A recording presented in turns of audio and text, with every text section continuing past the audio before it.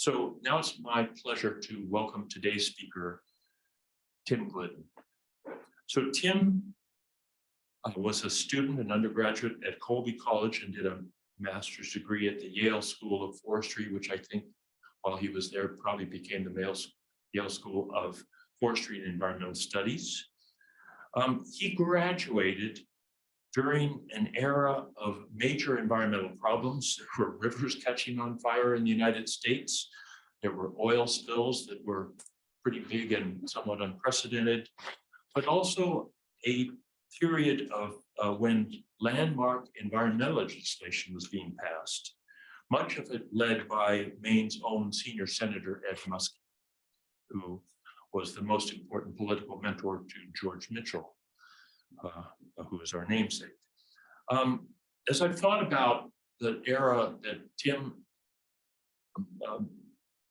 was formative for Tim and for me too, by the way, I realized that my sense is each generation faces some unique challenges as well as some common challenges, all of which require dedicated and innovative leaders. Tim has taken on many important leadership roles in his career, as I'll mention for a moment here, and he'll talk about further. And I know that the current generation of students, graduates that are here at the University of Maine is doing the same, but that doesn't mean it will be easy for you to tackle challenges that your generation faces. But I think you can do it, and I'm happy to help. Tim's leadership roles included work at the State Planning Office in Maine, as well as the Natural Resources Council of Maine. He then became the director of the Land for Maine's Future program, followed by, more than a decade as president of Maine Coast Heritage Trust, one of the nation's leading land trusts. I will just say that personally, I am very grateful for the great work he did at LMF and MCHT, because they're wonderful places to hike and paddle and explore in Maine that wouldn't be possible if it hadn't been for those two organizations. So thank you, and I've already thanked him personally. When he led the Land for Maine's Future program, he was an incredibly generous mentor and colleague to a number of Mitchell Center students and faculty. In fact, he was a key partner, he and his LMF colleagues, on an unusually innovative research project when the Mitchell Center had received a very large 5-year NSF grant that trained a bunch of students who are out doing this kind of work now in the world. Just like last week, I was traveling Washington, but Emma Fox talked about her experiences, that she's now down doing innovative work in Boston.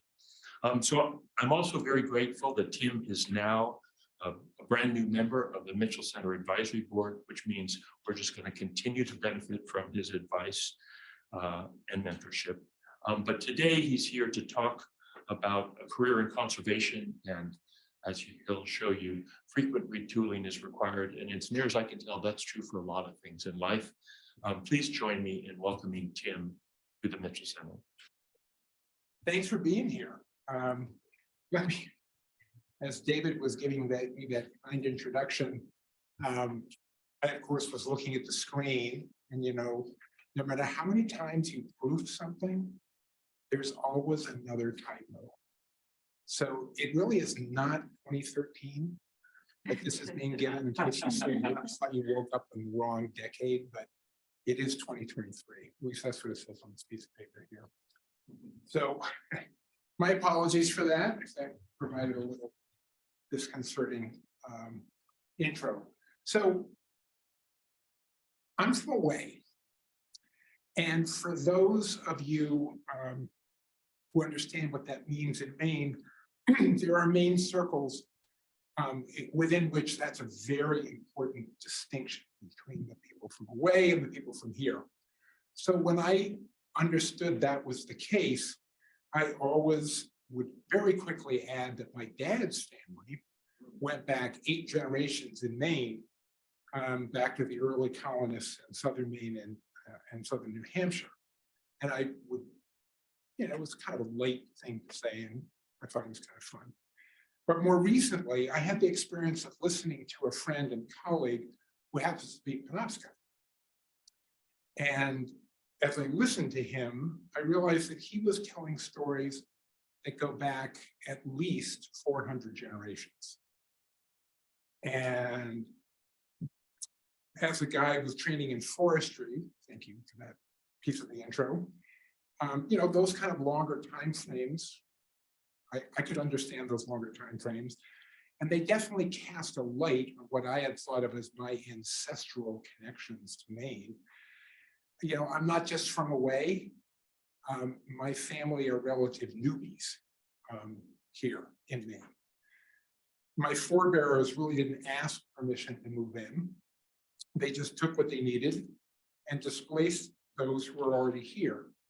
So as we gather here today on Marsh Island, I want to draw from the university's acknowledgement of this reality here in the homeland of the Penobscot Nation, where issues of water and territorial rights and encroachment upon sacred sites are all ongoing. Penobscot homeland is connected to the other Wabanaki tribal nations, the Passamaquoddy, Maliseet, and Mi'kmaq, through kinship, alliances, and diplomacy. And it's important that we recognize that each nation is a distinct sovereign, legal, and political entity, each with their own powers of self-determination and self-governance. I really liked that piece, and I cribbed it directly from the university website, that last element there, because I think it really richly captures an important set of sidebars for the work that we do. So as we reflect on what will be needed to provide sustainable solutions for Maine, we need to be sure that we incorporate this verbal acknowledgement into actual practice, which I think is a real core commitment of the Sustainability Solutions Center right here, and I applaud you all for that. So, and now we're going to test my age and ability to deal with technology. So as we start off, I want to remind us of what an amazing place we live in. Of course, it seems to have gone to sleep.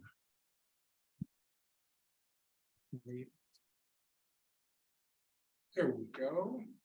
So this is to assure you that the universe has a sense of humor. And I want to also assure you that this was not a photoshopped picture.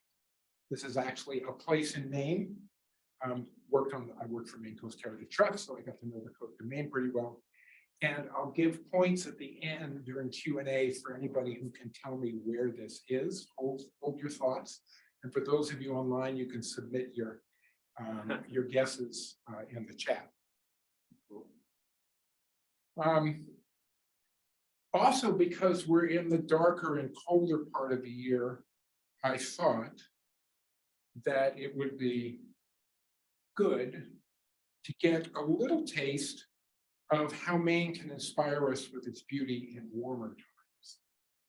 And whenever I was driving up and down the coast, which I had to do a lot of in various jobs I had, I would always stop at this particular place. And again, points for anybody who knows what this is. So many thanks for the invitation to speak with you today. Today's talk is a bit of a different animal for me. I'm used to speaking about what a great organization I work for, or how important some cause is. And I could tell you about the Maine coast and land conservation until the cows come home, but this is different. This is a little bit more personal. I've been asked to reflect on what I have learned over the course of my career in conservation and environmental policy. How has the work changed? How have I had to adapt? And that's the retooling we talked about in the title. I'm going to try to accomplish this by telling you some stories about myself to illuminate my own answers to these questions, sometimes sort of warts and all, so you really get a sense of what it has been like. I think that I'm speaking primarily to the students among us, and maybe to those who are a little bit earlier in their career. And for those of you who have my level of gray hair, you know, we'll see. Maybe there'll be some things in there that are relevant to you too, but we'll see. A quick caveat. In no way are my stories to be taken as a comprehensive history of environmental activism or of all the major milestones during this period being about 50 years when I started my career. Staggering to think about it that way. These are simply the stories of how my direct involvement shaped my own career. And I apologize in advance to anyone who may feel slighted that I've passed over some momentous environmental event in the history of Maine's movement. I certainly have, because I have not actually been involved in every single one of them, thank God. So, who am I? I used to have a short bio that started with Tim was born in Pampa, Texas, but started planning his escape to Maine immediately. And there I am, planning my escape to Maine. In this version of my story, I was able to get out of Texas in 6 months, but was only able to convince my parents to get as far north as Massachusetts. And that's where I spent the next 17 years of my life, although I did look a little different than that by the time I got to 17. Now, my father's family hails from Newcastle, Maine, and we spent virtually every summer with some time out on Damariscotta Lake. And it's there that I think I really caught the Maine bug. I found my way to Colby College, and after spending a year struggling to learn Japanese as an East Asian Studies major, a wonderful cultural experience for me, but I was a disaster at Japanese. I made the natural and fateful choice to switch to being an environmental studies major, and that started my career in conservation. In hindsight, this was really no surprise at all. As a child growing up on the then fringe of Boston suburbs, I was raised as what Lenore Skenazy has dubbed as a free-range kid. And there's actually a Wikipedia definition of this term, which I can summarize as the concept of raising children in the spirit of encouraging them to function independently and with limited parental supervision. And it's seen as the opposite of helicopter parenting. I was blessed with hundreds of acres of woods all around my house. My free time was spent exploring these woods, roaming the glaciated landscapes that were still recovering from their agricultural history, wading in small streams, wetlands, and ponds, scrambling over glacial erratics as big as houses, at least it seemed to me at that time, and discovering life in every crevice and under every rock. Mom didn't exactly say get lost, but she did say go out and play, and I don't want to see you until dinner. And she didn't have to ask me twice. This upbringing, along with a myriad of other childhood experiences in the natural world, instilled a deep sense of wonder and appreciation, and a kernel of awareness was planted that the world was a very big place, and my place in it was pretty modest. This was my very first learning, the first lesson that has shaped my career. For those of you listening today, I wonder if you have your own story of the first time you encountered the natural world, the world larger than yourself. In my experience, it has been those early encounters that my sense of responsibility and commitment to building a healthy relationship with the natural world grew. I'm going to take the baby pictures off. There we go.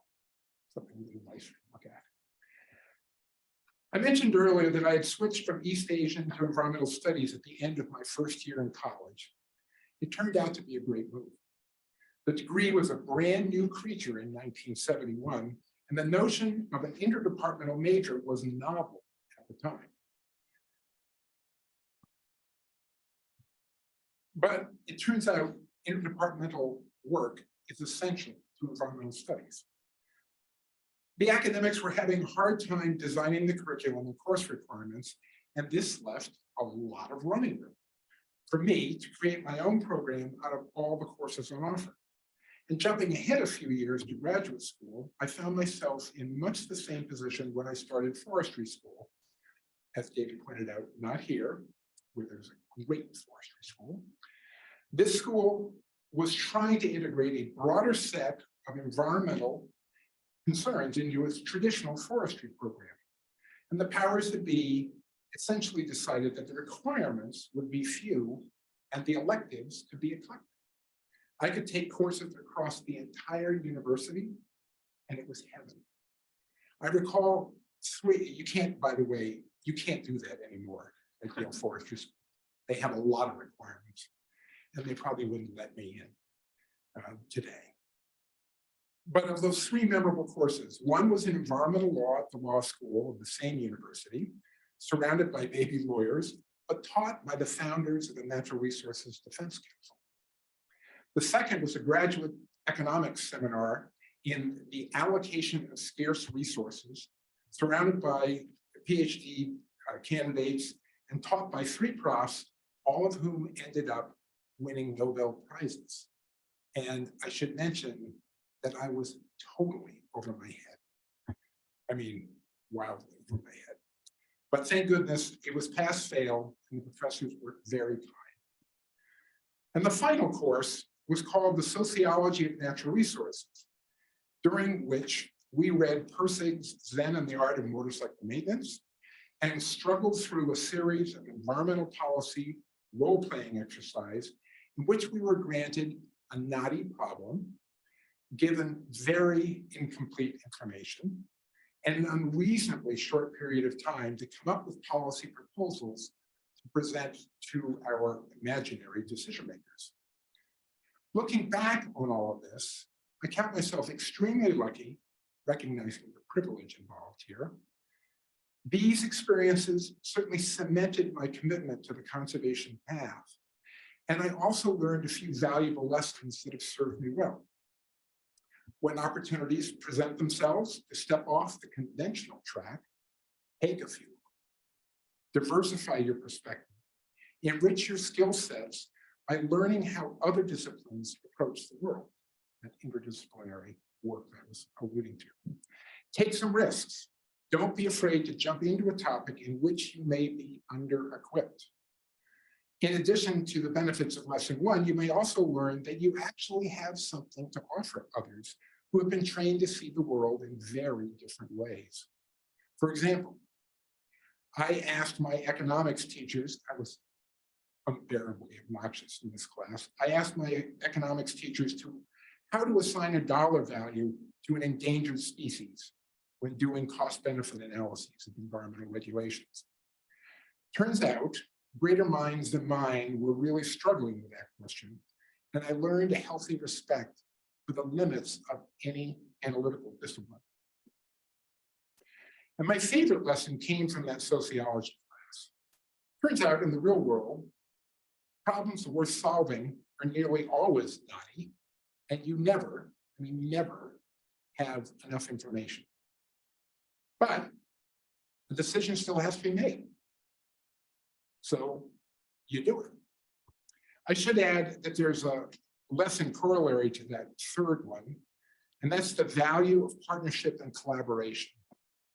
In the sociology class, the sessions that were most productive came when we formed teams and each tackled different aspects of the problem and critiqued each other's efforts.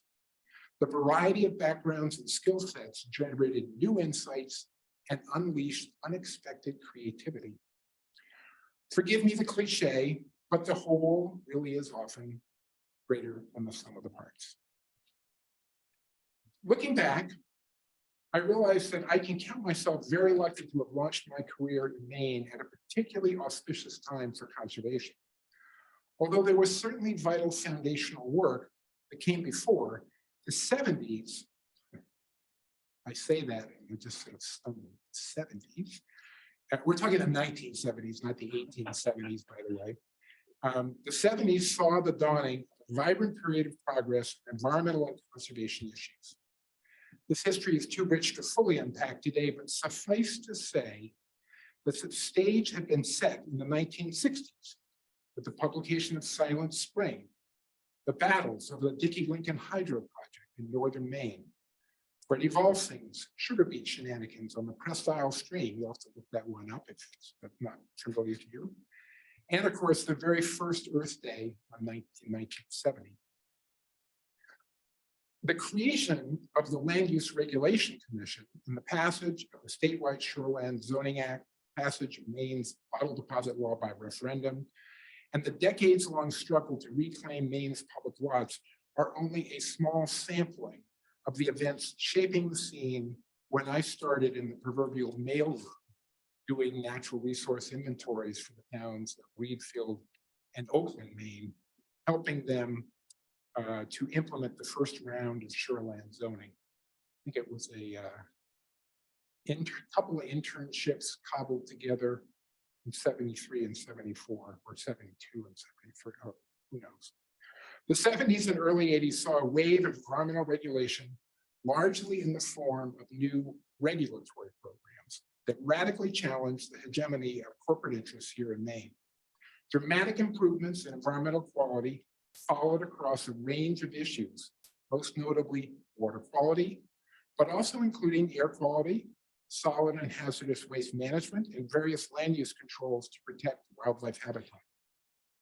From the worm's eye view of my first job after college at the Land Use Regulation Commission, which had the wonderful acronym LURC, I watched and helped a bit in the creation of the first comprehensive land management plan for Maine's unorganized territory. It was a heady time for the environment and to be an environmentalist here in Maine. There were titanic battles, both legal and political, but the public support for cleaning up our rivers, protecting wildlife, and responding to surging land speculation was overwhelming. And the foundation of the environmental regulatory system that we still use today was laid down during this time. I joined the nonpartisan staff of the legislature in 1984, and for 10 years, staffed the committees that handled environmental issues before moving on to the Natural Resources Council of Maine, where I spent another 7 years. Several stories from this period illustrate the evolution of Maine's approaches to environmental and conservation issues. The first story highlights two lessons that have been important to me, the lessons being the value of open-minded listening and the essential value of personal integrity. You would think that would be obvious, but I got a good lesson. While staffing the Energy and Natural Resources Committee in the Maine Legislature, I was tasked with supporting a working group of legislators to comprehensively overhaul Maine's water quality classification and regulatory program to bring it into compliance with the Federal Clean Water Act. Now, you may wonder how a forester was given an assignment like that. And I'm guessing that there was more than one lawyer or engineer in the lobbyist world that was asking the same question. And it turns out that not being a technical expert in the dozens of specific issues that arose was actually a blessing. As a neutral generalist, my job was to listen carefully to the competing advocates, seek out the most objectively accurate information available, and assist the legislators in sorting through the pros and cons of the many questions they encountered. The life lesson I learned in this assignment and others at OPLA, the Office of Policy and Legal Analysis, was the paramount importance of personal integrity. Legislators and other policymakers generally are not technical experts. Their willingness to support or oppose any proposal before them depends on their trust in those delivering them the information and arguments. Lobbyists and agency staff all had agendas they were seeking to advance. Inevitably, the information and proposals they brought forward were designed to support that agenda. Inconvenient or contrary information was not included. And I will say that when I was doing all of this, we were not in what sometimes appears to be the fact-free zone that some policymaking seems to happen today, but there were still facts being debated, but you sort of were picking and choosing. So as a nonpartisan staffer, my job was to affirmatively have no position on the proposals. I couldn't argue one way or the other. Instead, I tried to assemble a comprehensive view of the issue from all the material brought forward, complemented by secondary source research as needed. I laid out the pros and the cons, or at least I tried, of all the options being debated so that legislators can make an informed decision. And here's where that personal integrity comes in. Why should they trust a forester, a young forester at that, to tell them about water quality regulation at a municipal treatment plant or a paper mill? Simply put, they trusted that I was telling them everything I had learned about the topic from testimony or research, and that I had no dog in the fight. If they trusted me, I could be useful. If I lost their trust, I was done. Working in Maine in the 80s and early 90s also exposed me to the emerging debate of the role of non-regulatory approaches to the environmental challenges facing Maine. While these were sometimes advanced as replacements for regulatory controls, I came to understand their potential as a complement to the existing regulations, a means of achieving even greater levels of necessary environmental performance. While the definition of an efficient regulation remains a valid area for dispute, the simple fact remains that there are some outcomes or performance standards that must be mandated with the force of law to assure adequate protection of public health and environmental quality. But there are always going to be limits on what regulation can achieve. And these constraints may come from a failure of political will, the limits of public support, or just the raw level of complexity intrinsic in the policy issues at hand. So two more stories to illustrate these constraints and their impact on environmental policymaking. Some of you, and I'm not sure any in the room, may recall the forest practices battles that were raging in Maine in the 70s, 80s, and 90s. This history could easily be the topic of several lectures all by itself. And recognizing that I'm passing over decades of important background leading up to it, my tale actually comes from the creation and failure of the so-called Forest Compact, which was ultimately rejected by Maine voters in 1997. I was working, and I think there actually is a article on all of this in the policy reviews, the Margaret J. Smith Center. So another place to look up, get a more objective view. I was working at the Natural Resources Council of Maine at the time, and NRCM had been spearheading efforts to curtail destructive forest practices for many years and was preparing a new package of legislation to extend the regulatory system in Maine to accomplish this. At the same time, a separate group collected signatures to force a citizen referendum on the subject. NRCM worked to refine the language of that proposal, but with limited success, in my view. The initiated proposal split the environmental and conservation community. Some chose to support the initiated measure. However, as the vote loomed, and after considerable and contentious internal debate, NRCM decided to join with Maine Audubon in a negotiation with the major forest landowners to craft a proposal that could be offered to the voters as a competing measure, dubbed the Forest Compact. The critical difference between the two proposals was that the compact incorporated an optional performance-based compliance mechanism as an alternative to the strict silvicultural prescription approach employed in the initiated bill. Dropping the jargon, what does that mean? Speaking for myself, it means that some complex problems are best solved by harnessing the creativity of people working on the ground, in the field, applying and adapting their expertise to the widely varying conditions across the landscape. And I'd be happy to dig into this kind of history during the Q&A a little bit more if that's interesting. But suffice to say that the level of sturm and drang surrounding the referendum rose to a fever pitch. And with a special session of the legislature and a second runoff referendum required before the compact ultimately went down to defeat. There was a silver lining. Some years later, I happened to be having dinner with a guy who turned out to be the environmental VP for Georgia Pacific, which at the time was still a major land and mill owner here in Maine. And I learned that despite the political failure of the compact at the ballot box, the major landowners had learned that Maine citizens cared a lot about their forests.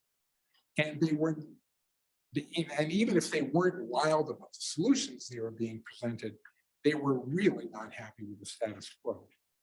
And in the ensuing years, most, although not all, landowners have responded, and forest practices in Maine have improved significantly.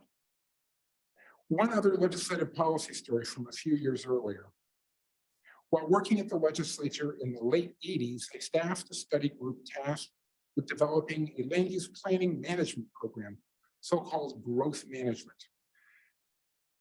NRCM, again, had conducted an effective public education and advocacy campaign against the backdrop of a booming land development market.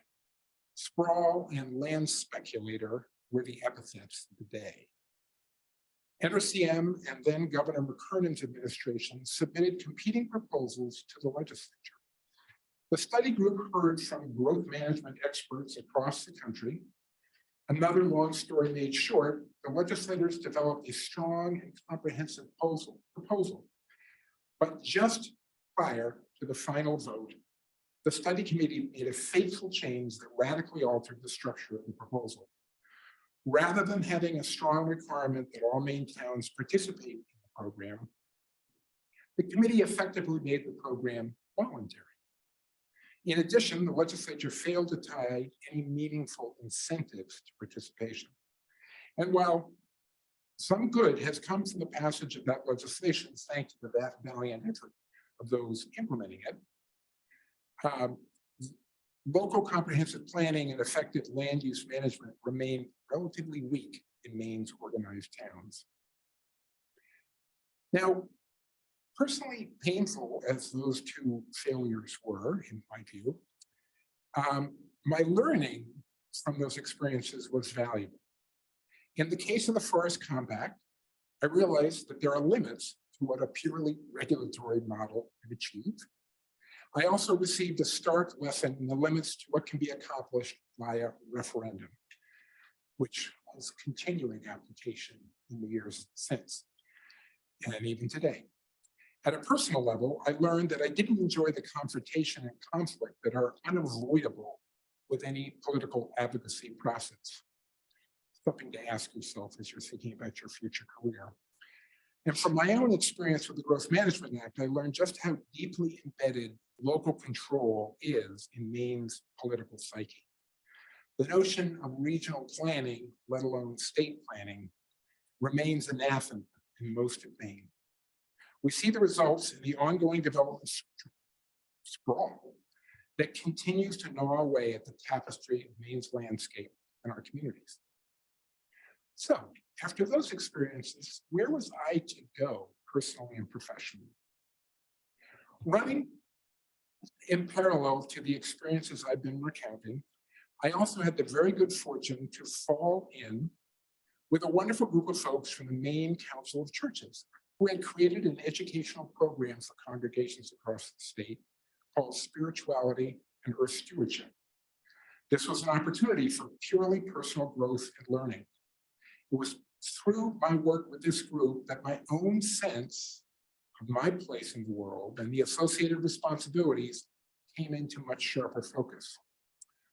Raised Episcopalian, I had burned out on the dogma by the time I reached college, and I made no particular connection between religious or spiritual values and my emerging career in conservation. I knew that I rejected the traditional biblical interpretation of having dominion over the earth by divine grant. The pitfalls and perils of that perspective were clear to me even as a callow youth in 1970.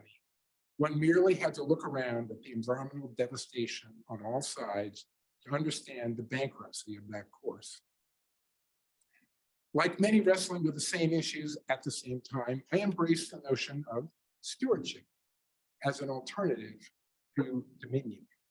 And this better captured the sense of personal responsibility and compassion that seemed essential for progress.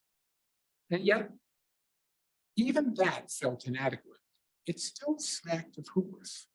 How could I, or any human, have the sufficient knowledge of this complex, mysterious, and wonderful world necessary to steward all of creation? The more I thought about it, the smaller my place in the cosmos seemed, and the more humility seemed warranted. To paraphrase Winston Churchill, I felt a bit more modest, and I realized I had much to be modest about. Fortuitously at this time, the opportunity to direct the Land for Maine's Future program came along. And I would say the story of my career has been one of serendipity. Wonderful things have come along at the right time. So staying open to that is an important part of a successful and rewarding career. I'd had some peripheral involvement with the LMF program creation several years earlier, and there had just been a $50 million bond passed to rejuvenate it. So I leapt at that chance. And I was fortunate that after 10 years at LMF, I was able to move to the Maine Coast Heritage Trust for another decade in land conservation. And for those of you who might not know MCHT, Maine Coast Heritage Trust is a private charity. It's a land trust that covers all the coast of Maine, is now moving into river systems that are draining into the ocean, and also supports land trusts and anybody looking to conserve land throughout the entire state of Maine. So in land conservation, I found ready application for all the lessons previously learned. One, land conservation can be an effective complement to environmental regulation. Because a particular public value, say public access, requires such intrusive control of a piece of land that the owner is left with no value. Buy it. Or is the public interest in property such that public and private interests really can coexist? Perhaps a conservation easement can do the trick, as has been the case in many of Maine's working forests. Relationship building, number two, relationship building and trust are key ingredients. Land conservation is a willing buyer, willing seller enterprise, at least as it's practiced here in Maine. And that can come in the form of negotiations with the landowner or community organizing to build support for the project, and often both. Land conservation is mostly successful, with strategic guidance, e.g. planning, red word. The more comprehensive, the better. What do you want all these conserved pieces to add up to? And there's actually some very interesting work done by the university, probably coordinated through the Sustainability Solutions Center in this topic. Partnerships and collaboration are increasingly essential to the continued success of Maine's conservation efforts. But fortunately, Maine's land conservation community is model cooperation, and the results are there to demonstrate the value. Over the past 35 years, Maine has more than quadrupled the land area with some form of permanent conservation, rising from 5% in the 1980s to more than 20%. I've retired, I've been out of it for a year, so we may be approaching 25. It's pretty dramatic. And finally, durable success requires buy-in.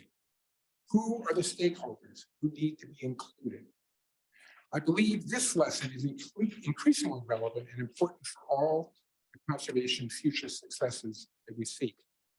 Gone are the days when a land trust can quietly just buy a nice piece of land and then try to keep it a secret, locked away.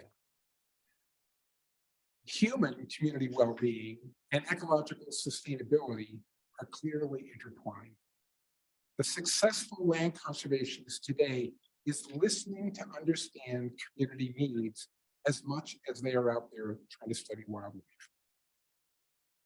So I want to close with a final story drawing on my time at MCHT that I hope ties a lot of these points together. Thanks to the incredible work of dedicated staff over many years, MCHT built relationships in the communities of the Blue Hill Peninsula. I heard tales of how in the early days, our staff were quite literally thrown out of town offices when they were trying to research land records. They were persona non grata indeed. But person by person, meeting by meeting, project by project, trust grew. And when MCHT looked for the next logical step for its work in this area, the obvious move was to adopt a watershed perspective, using the streams and ponds of the Vagaduce River to tie it all together. Could we restore the aquatic connections of these waters that had been dammed and impounded for so many years? Hard work and some serendipity led to a strong working relationship with the Vagaduce Alewife Committee, folks whose living depended in part on the fading alewife runs and who had grown up with deep connections to the river and this particular fish. Folks who had strong credibility in their local communities. An amazing and diverse coalition of local, statewide, national groups and agencies came together with funding, technical expertise, and political standing.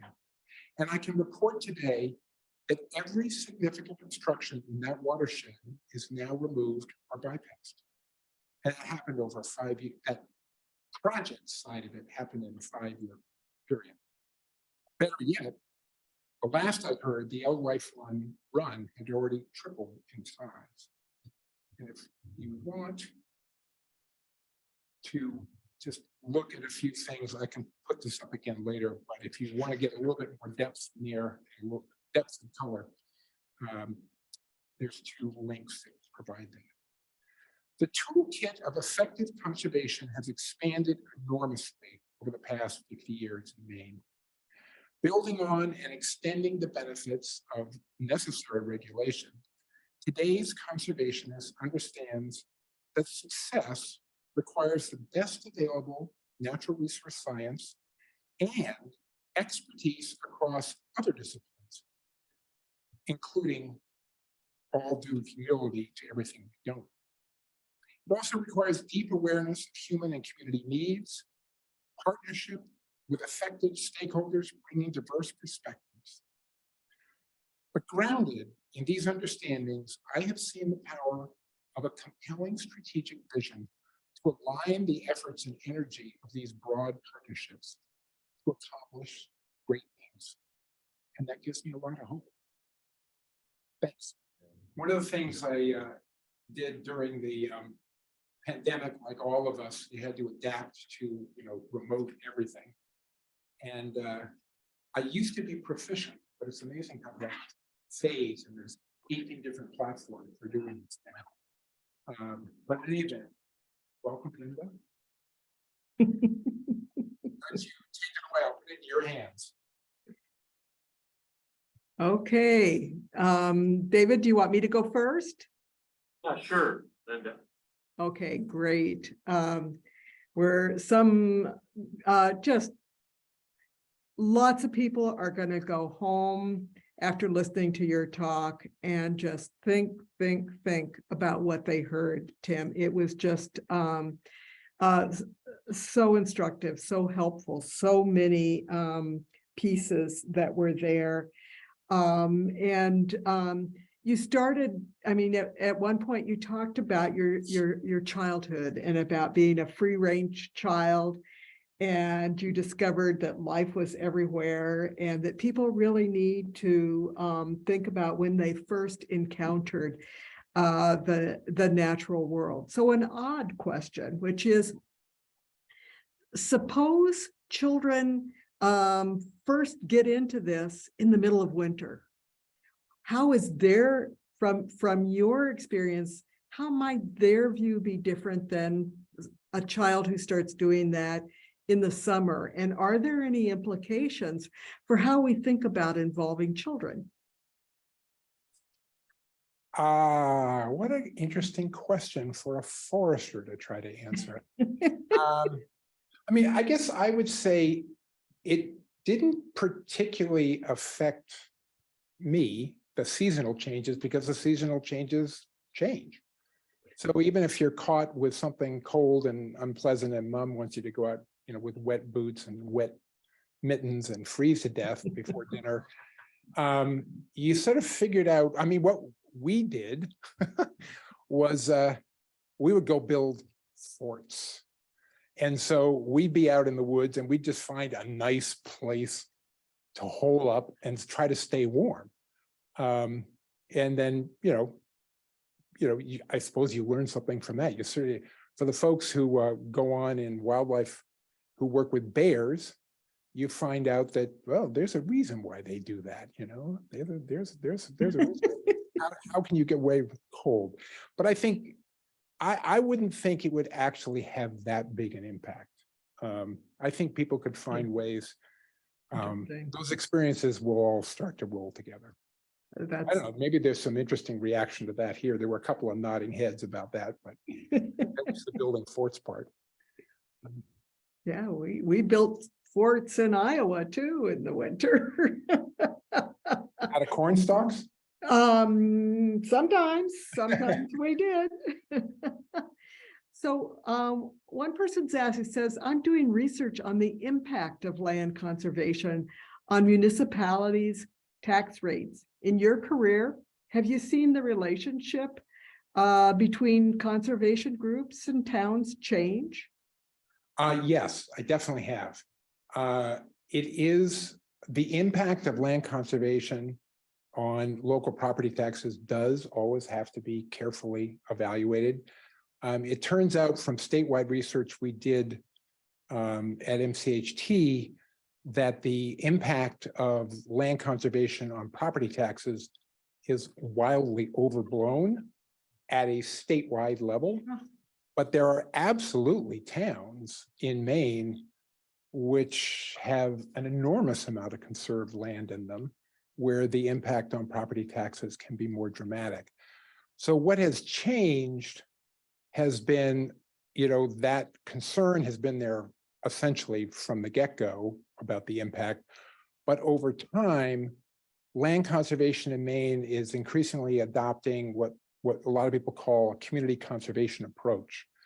So it sort of goes to that listening that I was talking about in my talk and the collaboration and the partnerships.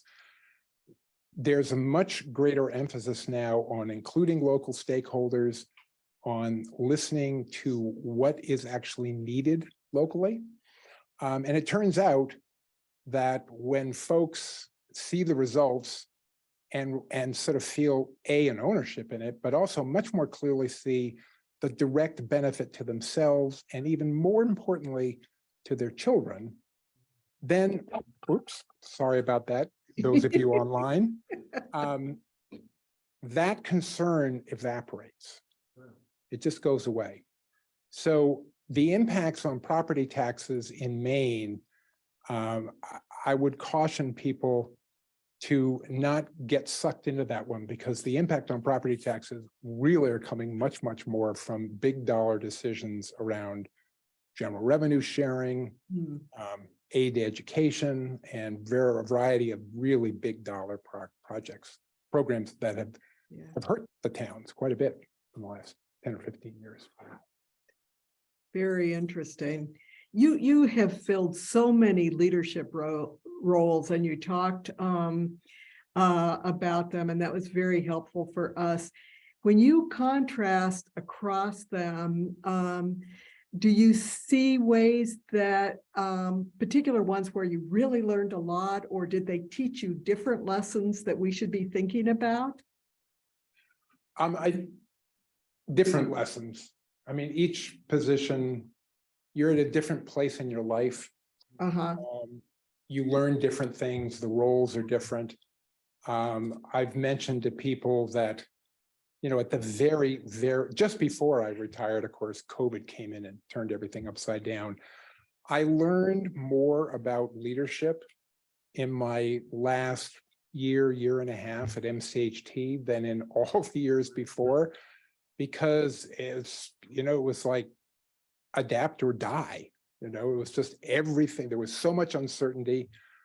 We had to move quickly.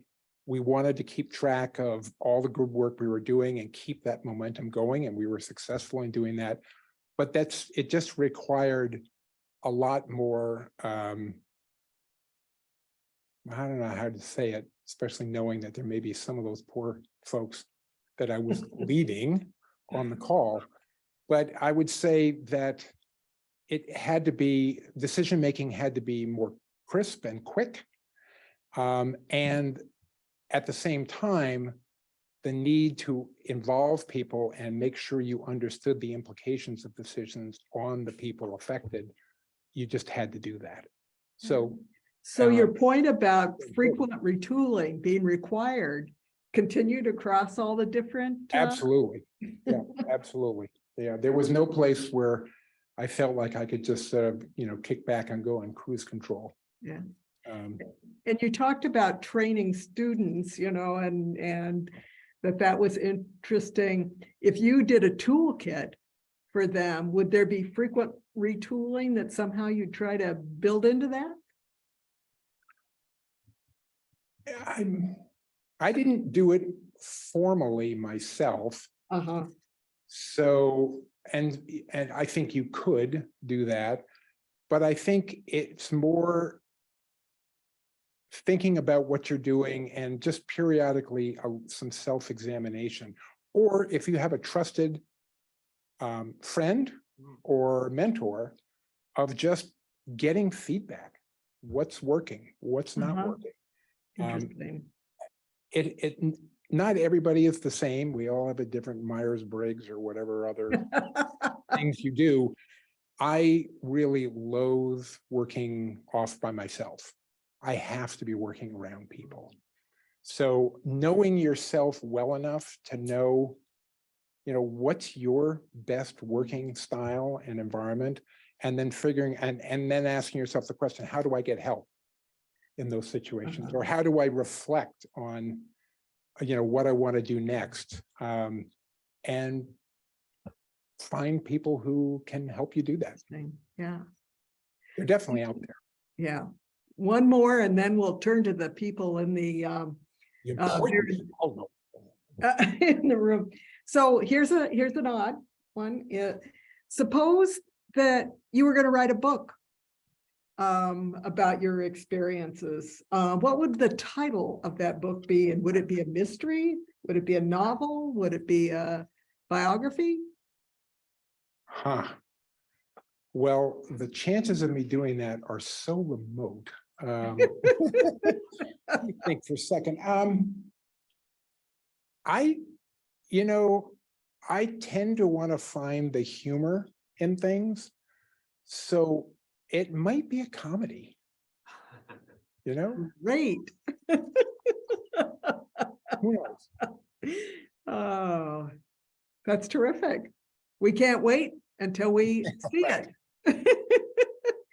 Right. And David, are there questions there in the room? So I'm not sure I see hands up yet, but go right ahead. Oh, Austin does, and I have a couple questions too that build on the stuff you were talking about. Austin, please. The forest compact that you were talking about, you said that it was less regulatory, right? Could you elaborate on what kind of how you're trying to improve it? Yeah, no, that's a good question.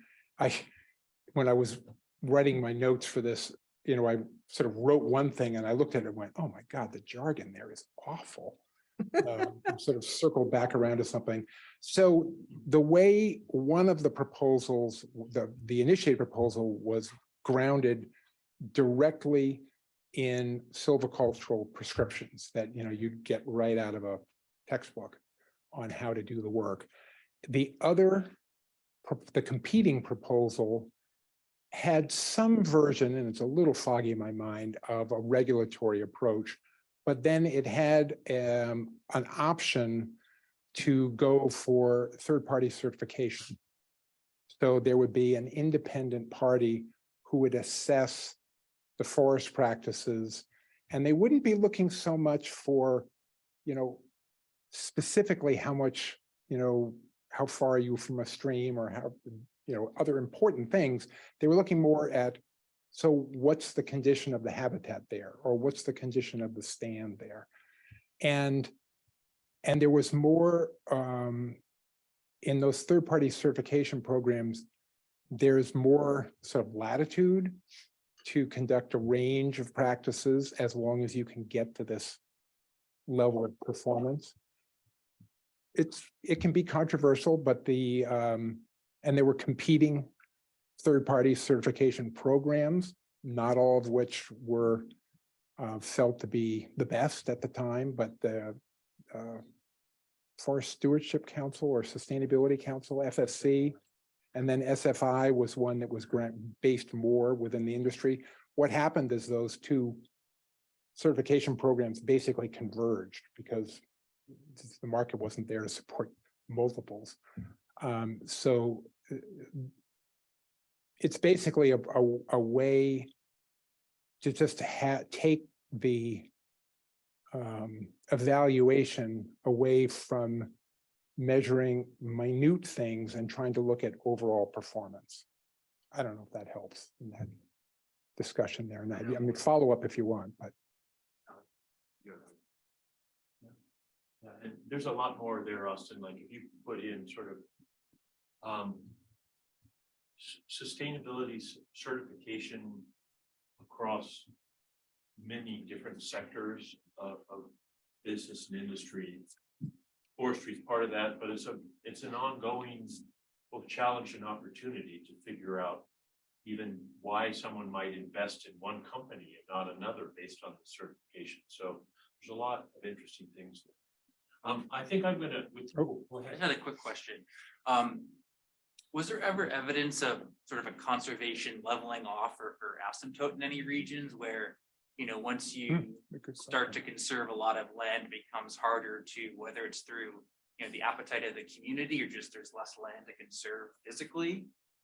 Or is there still a lot more to be done out there over the coming decades easily compared to Yeah, that's a great question. You know, at the statewide level and the regional level beyond Maine, there is tons more conservation that needs to be done. You know, E.O. Wilson talks about half Earth. So, you know, we're at about 22% maybe in Maine right now. So we've got a little ways to go. At a finer granular level, you know, local towns, you definitely see things leveling off.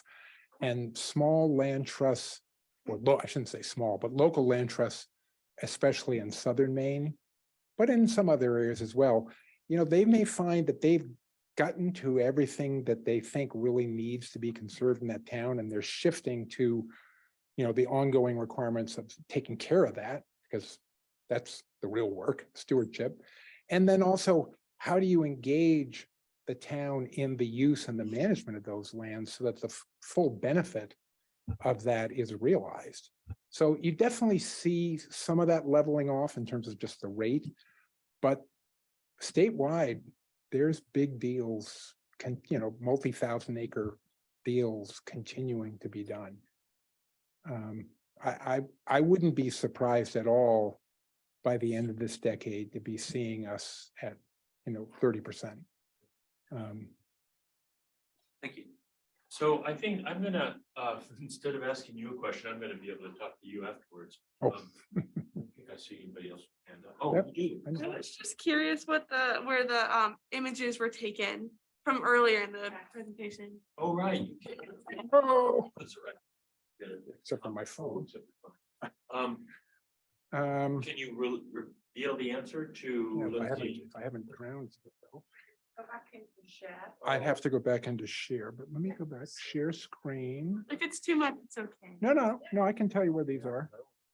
Oh, yeah, so one's the heart-shaped Oh, right, coastal island, there it was. and the other was a kind of coastal view at sunset. I didn't know either of them. So it says I'm sharing, but That's not, it won't advance. Oh, there we go. So I'll just, so the first picture, the heart-shaped picture was Bucks Harbor. Oh, really? That's Harbor Island, which is now conserved. Time got that one. Well, I don't think we've had a contest like this before. And the other? the next one Sunset? with the sunset is from Caterpillar Hill. Oh, wow. Just as you're going down to cross over into Deer Isle. And you're looking more or less west there. Cool. We're gonna skip over the next, and this one down here. It won't, I'm not able to get it to change. But some of the other one there is a marsh up on Mount Desert. Very cool. So, just for you to think about the frequent retooling, I think it would be interesting for students in the room or in the audience. What are you guys learning like about frequent retooling? Are you gonna come away from graduating from the University of Maine with some skills in that? Are they gonna happen automatically? Is it part of like a personality and disposition? Or is there something like you can practice getting good at? Because I think Kim's absolutely right that that's a really valuable skill.